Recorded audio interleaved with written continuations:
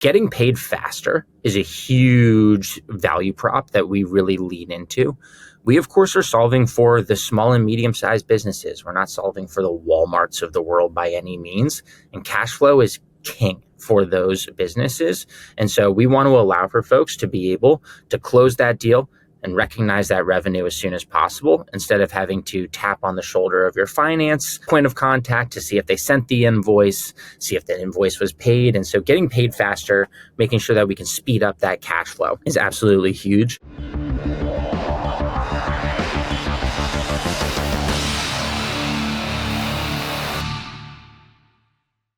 This podcast is brought to you by Fast Slow Motion, a team of expert consultants that have helped hundreds of growing businesses build scalable systems on the HubSpot and Salesforce platforms. To learn more, visit fastslowmotion.com. Welcome to the Fast Slow Motion podcast, where we teach you how to build a business you love while enjoying your life. I'm your host, Sam Donaghey, and today I'm excited to introduce Fast Slow Motion's Max Bevan and Jack Coopersmith of HubSpot. Max, Jack, it's great to have you on the show today. Thanks for having us, Sam.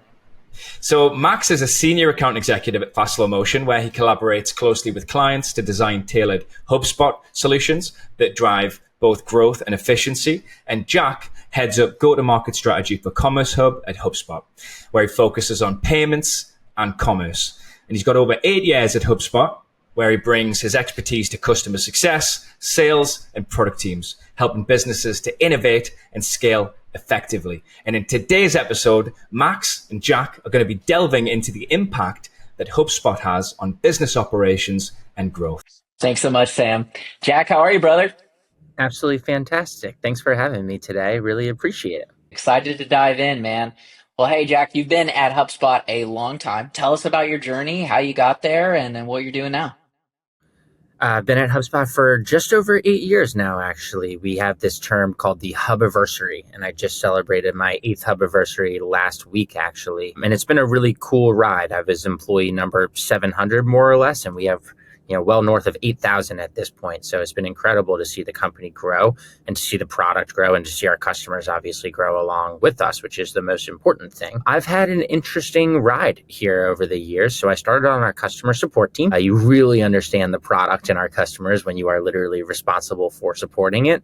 That is probably the most difficult job that I've had at HubSpot, to be completely honest. And it's only gotten more difficult as it's scaled. So shout out to our support reps, of course. I then joined our freemium team. So at the time, HubSpot had a free CRM that was brand new, and we didn't really know how people were going to start using it and then obviously upgrading with us. And so I was part of that team that tried to figure out, how do we make this free CRM work? That turned into a sales role. I then came back into customer success, did some onboarding, tried to scale that up to make that as efficient as possible. And then I joined the commerce team in December of 2021. So it's been almost exactly 3 years now. And I was there for our first customers, and we have many, many more now. So it's been absolutely incredible to see the commerce team specifically grow and the commerce platform grow. We also had an announcement last month where we acquired a company in the commerce space as well. So it's a really interesting time on Planet Commerce Hub right now at HubSpot. And I'm really excited for 2025 and excited to chat with you about where we've been and maybe where we're going a little bit too. Yeah, absolutely. What's exciting, right? When we think of Commerce Hub and it fitting into the platform as a whole, we think of the unified, right? Fast, easy, unified customer platform of HubSpot. Where does Commerce Hub fit in if people aren't familiar with HubSpot or just getting into HubSpot? Obviously, most people have marketing, they have sales. Kind of talk us through Commerce Hub and sort of where it fits into the platform. Big time. So HubSpot's all about managing your entire business, your entire go-to-market functions, your front office on one platform. And that provides a lot of efficiencies for teams. First of all, if you're a given rep, who wants to straddle 100 different systems with 100 different data sets that maybe aren't really connected?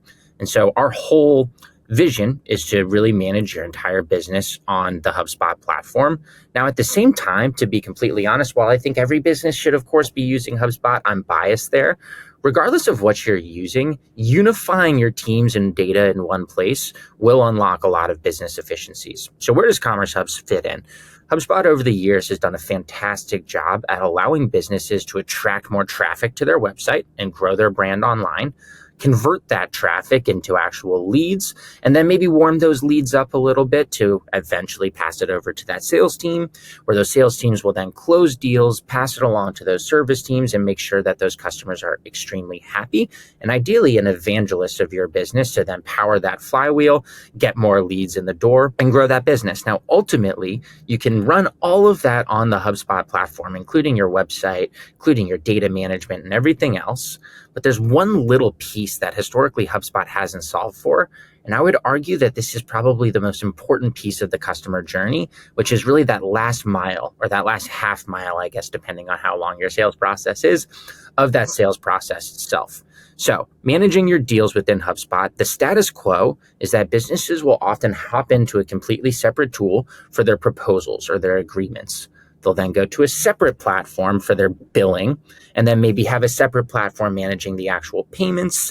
And then, of course, the final destination is going to be an accounting platform or an ERP. And so Commerce Hub wants to bring all of that together within HubSpot so that you don't have to manage all of those systems, and so that your sales reps, when they finally get the yes, I want to buy, don't have to then bend themselves into a pretzel in order to actually close that deal. And so we're all about that last mile and making that as efficient as we possibly can. That's where we fit into the platform.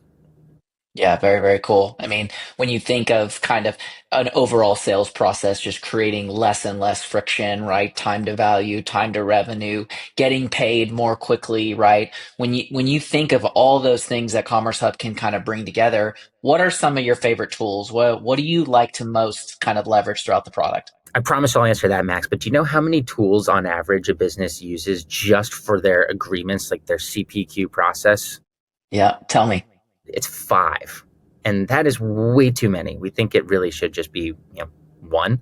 So the parts of the platform, to finally answer your question here, that I'm most excited about and that I think unlocks the most potential for businesses, getting paid faster is a huge value prop that we really lean into. We, of course, are solving for the small and medium-sized businesses. We're not solving for the Walmarts of the world by any means.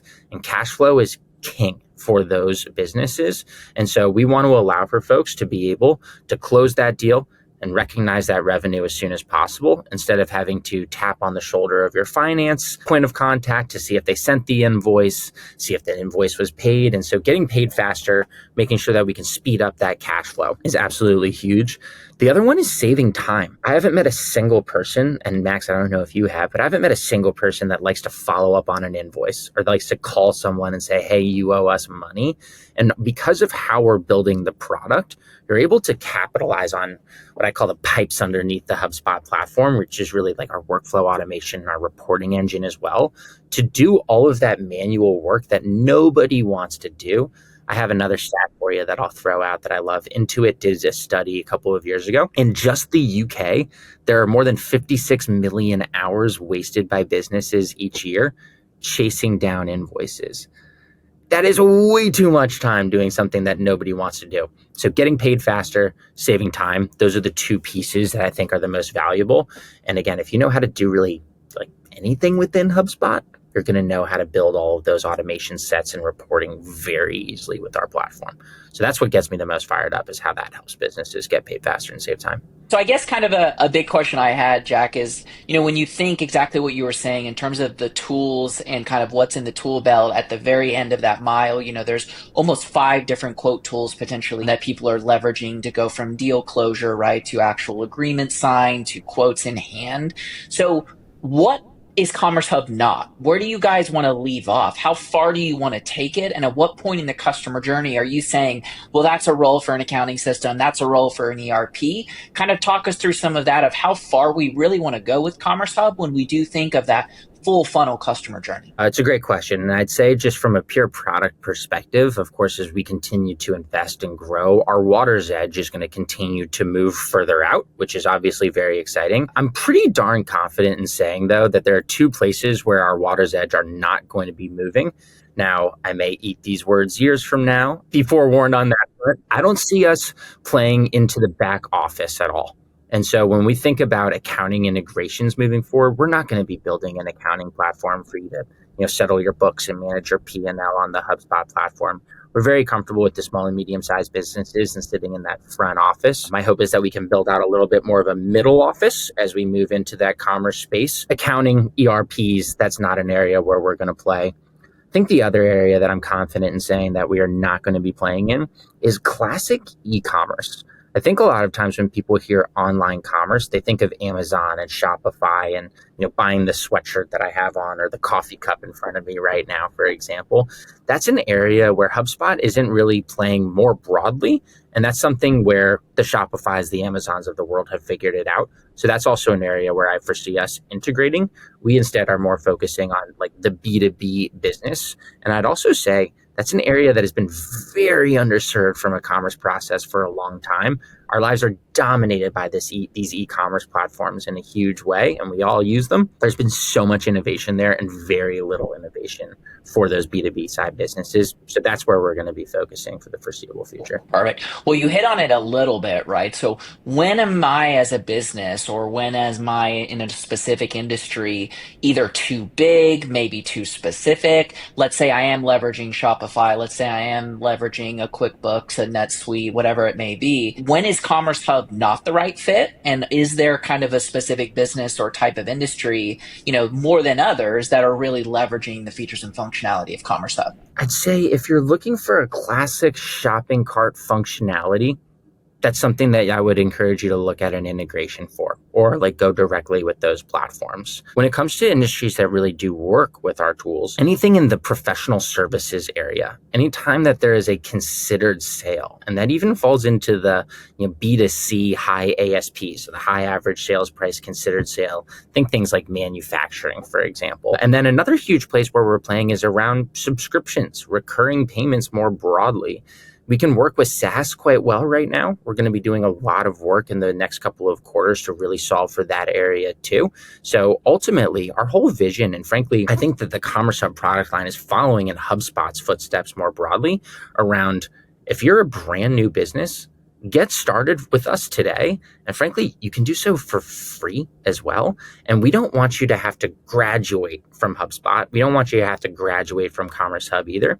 So we genuinely want to have you establish your business on our platform, but also really scale and never graduate from us either. And so that's something that we're going to continue to work towards, is solving for those bigger companies. That single pane of glass, that one area on a contact record that we can see everything that's happening through the customer journey. Obviously, HubSpot starting as a marketing platform, extending to a CRM, now including sales. Now we have the full service and ticketing process, right? And so when you think of where Commerce Hub sits, what is kind of that first thing? What is that first thing that people are adopting? What is that first thing people are extending to when they're already on the platform? There's a lot of synergy with the Sales Hub platform and the commerce tools. So I liked your metaphor there around that single pane of glass that can often be through the sales process, of course, the deal.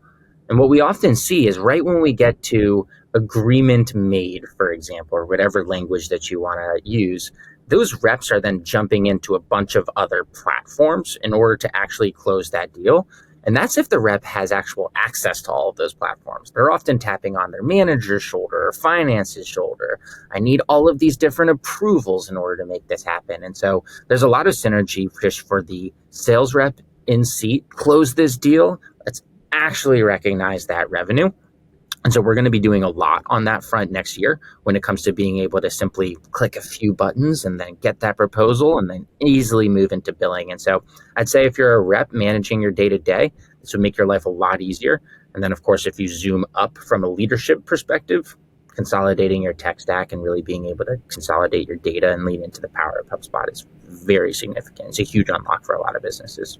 Yeah, so that's obviously a big thing we focus on, right, at FSM is, we want to be a blessing to business leaders as they grow their business, right? And so the platform being the center of that discussion for them to scale and grow is a huge focus, right? And obviously, historically, HubSpot's been a grow better platform where the platform is at the center of the business and you scale the features and functionalities, your departments, and you really leverage the tool. So, as you think of kind of HubSpot as a whole, you think specifically of Commerce Hub, as you said, when thinking of managers or director levels, how does the platform, right, ensure and enable and empower, right, a business to grow scalably?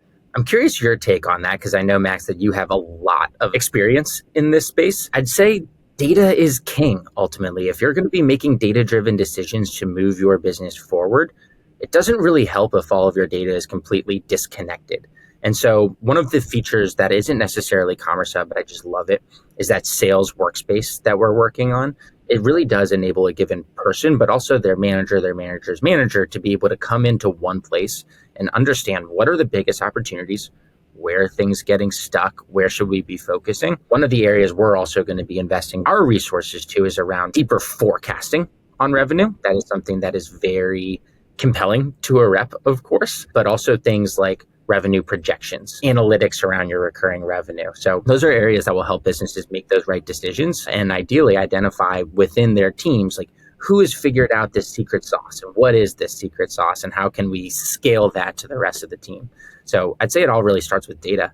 Curious your take on that, Max. That's what I get really excited about HubSpot, right? When you think of a single code base, the CRM is the foundation. It's the layer, right? Where all the data resides for any contact, for any company, for any deal, for any ticket. Doesn't matter the object. It's in one spot. And once you have it within the CRM layer, well, then we get to leverage the features and functionality across the different hubs. You mentioned the workflow tools. Well, great. I have some sort of marketing engagement on the front end, and now I can enroll a workflow for a customer success agent because they took a marketing activity, right? It's all singly on one single platform. And so it just puts you in a position where you can tell that full story of what our customers doing, how they are engaging. And then, like you said, we're making objective decisions based on the data on how to engage. What does the next thing need to be? Is it a sales touch point? Is it a marketing touch point? Is it a service touch point?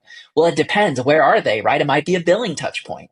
And the fact of the matter is, if we have the data right, we know exactly what that sort of next step needs to be and what individual team is really responsible. And so building out those methodical processes as we really scale on the platform is driven by the data being right. It's everything from our journey analytics functionality, which gives so much more insight into your customer's journey.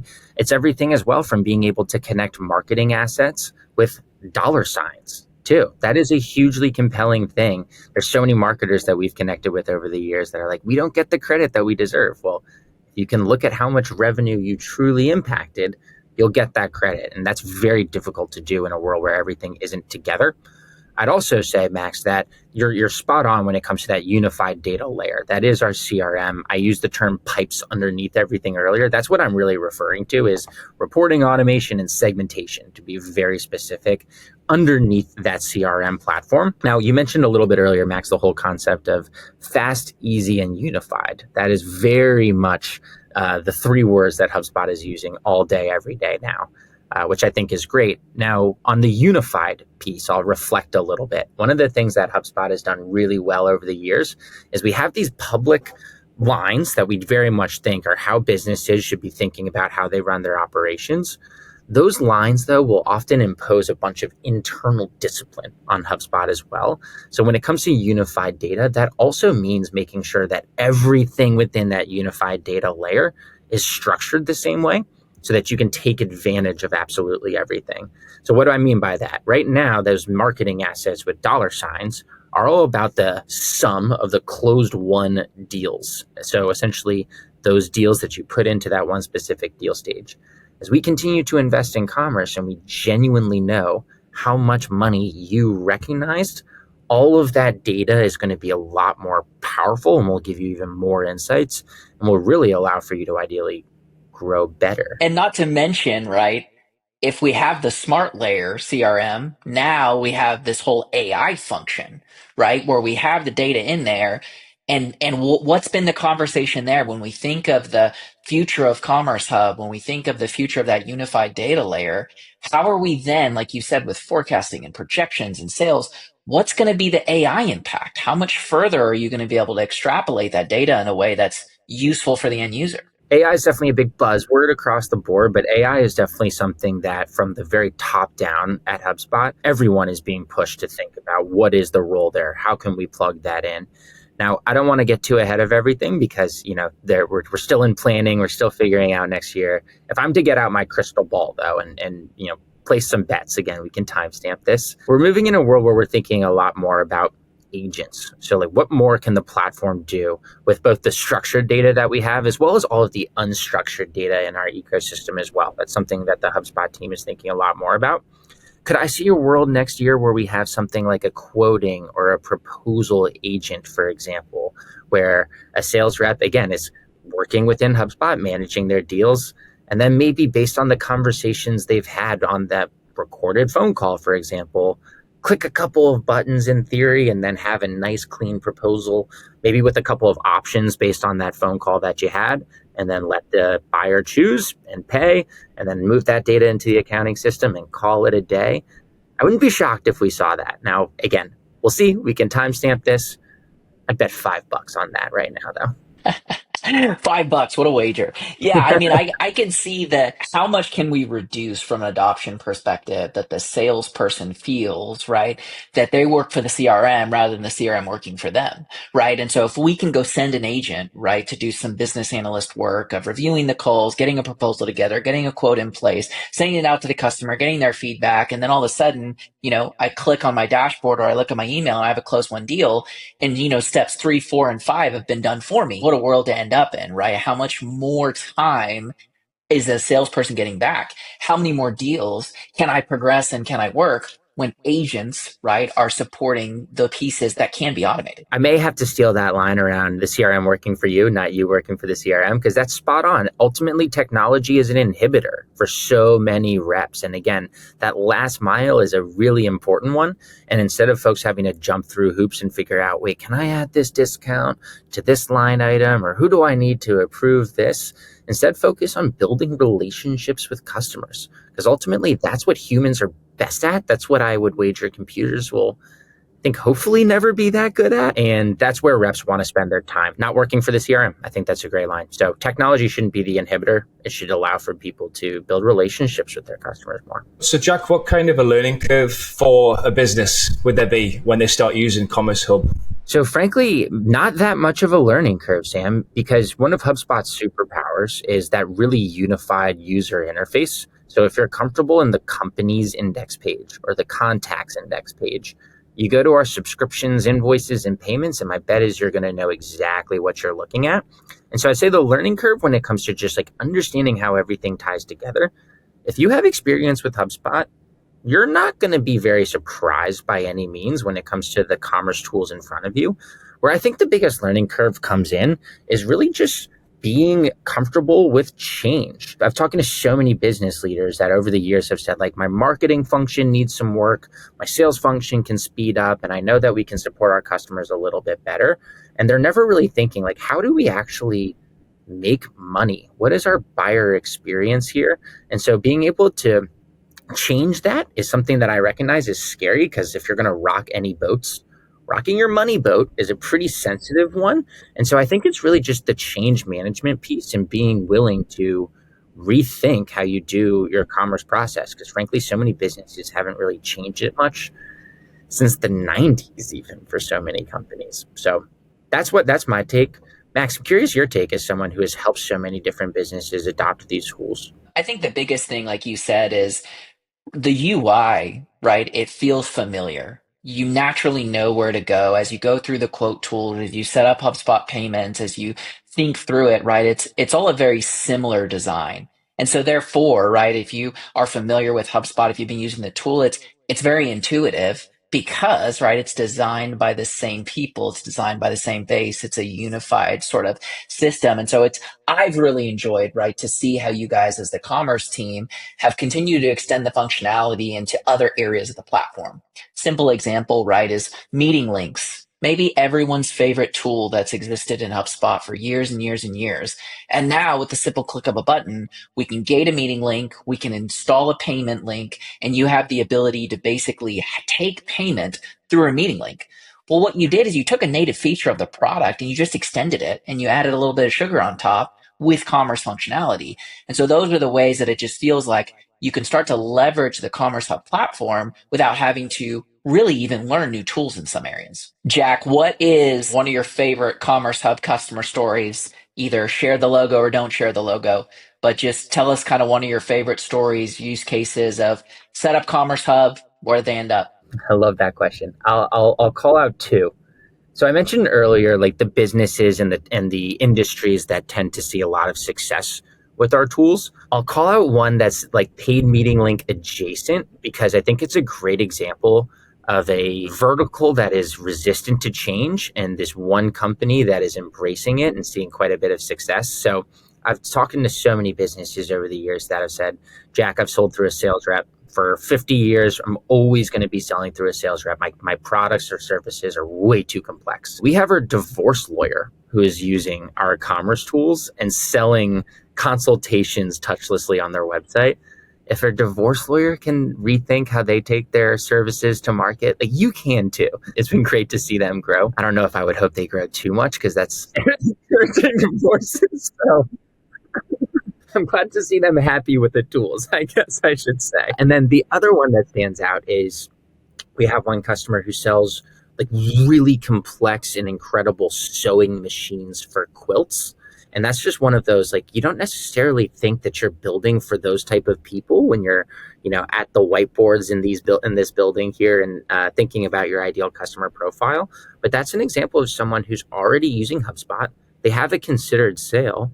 Why not just stay within one place and easily collect their money? And so divorce lawyers selling touchlessly online, I think is really cool. And then folks who have, unique products and they're managing with it within HubSpot anyway. And boom, they're selling a bunch of sewing machines on our platform. So those are the two that stand out, I'd say, because they're unique and kind of cool. Well, I've been very patient on this next question. Tell us about the future of Commerce Hub. There's obviously been a very exciting acquisition. Paint us the picture of what's going on this week at the HubSpot offices and what we can all be helpful for. We have the whole cash flow team here in Boston this week, which is really awesome. And if anyone from the cash flow team happens to be listening to this, it's really fun. They get to know you. Really excited for the week ahead. So folks, as I'm sure some of you all may know, HubSpot acquired a company on October 30th. The deal closed. So not too long ago. The company is called Cashflow, CACHEFLOW. So I like the kind of internet play there. And this is a company that has gotten really deep in the CPQ space specifically, and they've also dabbled in billing as well. Taking a step back, if we just think about putting ourselves into a given rep's shoes who's using HubSpot on the day-to-day, right now we do indeed have a quoting tool. It can solve for quite a lot of use cases. However, in a world where someone has more complex approvals, has different or more complex pricing models like ramps or tiers or usage, frankly, areas where a lot more businesses are moving, you get to a certain scale and then you'll hit our quotes water's edge. The Cashflow team is fantastic. They have really deep expertise in this area. And per our comments earlier around a really consistent UI, we are going to be building what they built essentially on the HubSpot platform the way that we always build. And so it's great because they're going to bring their expertise to allow for people to manage not their billing and payments only, but their quoting, their billing, and their payments within HubSpot. And so it's really awesome. We're going to keep our foot on the gas pedal when it comes to deeper payments functionality, deeper billing functionality. And these folks are going to help us really accelerate our movement in the CPQ space and billing space as well, and provide a lot of expertise too. So I'm really excited to see what they deliver, and we'll see how it all continues to shake out. This will definitely be an interesting week, but we're going to be able to really walk the walk when it comes to managing everything on one platform and not having to jump between a number of different tabs or tools. So I'm really excited about it. What's your take on it, Max, out of curiosity? I know that you've spent some time in the CPQ space. Yeah. At FSM, we have deep CPQ experience as obviously it becomes a kind of an instrumental part, right, of building out, like you said, a business on a platform. How are we quoting? How are we getting quotes signed off? And how are we pushing that through from a service fulfillment and delivery perspective? And so, there's nothing that gets us more excited as HubSpot continues to extend the functionality, obviously seeing what we've seen with Breeze and with Clearbit acquisition, and now kind of translating that right to what cash flow could be, how that could be integrated, and you guys being very methodical about the UI build and how it gets built into the platform. I'm certainly excited, and we're bullish on CPQ, and so looking forward to seeing how that rolls out. We have a quoting tool, and frankly, if you ask 10 people what CPQ means, they'll probably all give you the correct acronym. but you'll get 10 different responses around like, what is CPQ? And Max, I do kind of want to put that on you to get your take on what is CPQ. I'll give mine though first. It's a lot more governance and rules underneath the hood of everything. So these products can go together and these can't. This discount can be applicable here, this can't, and things like that. When it comes to just making your reps' lives easier while still having the control, being able to just bake that in and make it really easy to use is going to hopefully unlock a lot of value for our customers and, the time ahead. And so I'm excited to get like a lot more power underneath the hood, maybe a little bit more like usability when it comes to, a quoting or proposal agent. We have a CMS with a pretty slick drag and drop. Could I see a world where we move that over? I don't know. I wouldn't be shocked. I've seen this movie enough to kind of have a sense as to how it could shake out. We hear our customers loud and clear, and we're making decisions based off of customer feedback, full stop. I was going to say CPQ, I think, as you kind of said, it's the toolkit that unlocks, right, complex quoting and pricing infrastructure and process that's very dialed in, that the sales rep doesn't feel. So it's easy for them to create the quotes. It's easy for them to get in front of the customer. It's easy for them to price things with dependencies and rules and actually structure it. But, right, there's all of this back end infrastructure of the business that's built into the CPQ to ensure that we do have rules, right, around inventory and products and bundling and pricing that the reps don't necessarily have to know, but by just using an intuitive CPQ, it's in their hands, so they can't really mess it up, right, as they get pricing in front of a customer. But all that infrastructure and methodical process of why we price the way we do and why we build the bundles and quotes the way we do is there from the business. Just like nobody wants to follow up on an overdue invoice and call someone to say you owe us money, I've never met a single sales rep who wants to become an expert into which bundles go where either. They just want to do their job and close the deal. And so our goal is to make that as easy as humanly possible, while again, still giving leadership the controls that you need to make sure that, your business is running in the direction that you need it to be. Guys, this has been a great conversation. We always like to end our episode with a piece of wisdom or advice for our listeners, many of whom are business leaders or entrepreneurs. So is there a quote or a piece of advice that you would like to share with us today? Enable your reps to do the job that they want to do, which is build relationships with their customers, and let tools like HubSpot and platforms more broadly do the hard work for you. Well, that wraps up today's episode. A huge thank you to Max and Jack for joining us today. We hope that our listeners found the conversation insightful and engaging. Don't forget to subscribe to the podcast on your preferred platform, or you can find all of our past episodes at fastslowmotion.com/podcast. And if you have any questions or topics that you'd like us to cover in future episodes, reach out at fastslowmotion.com/podcast feedback.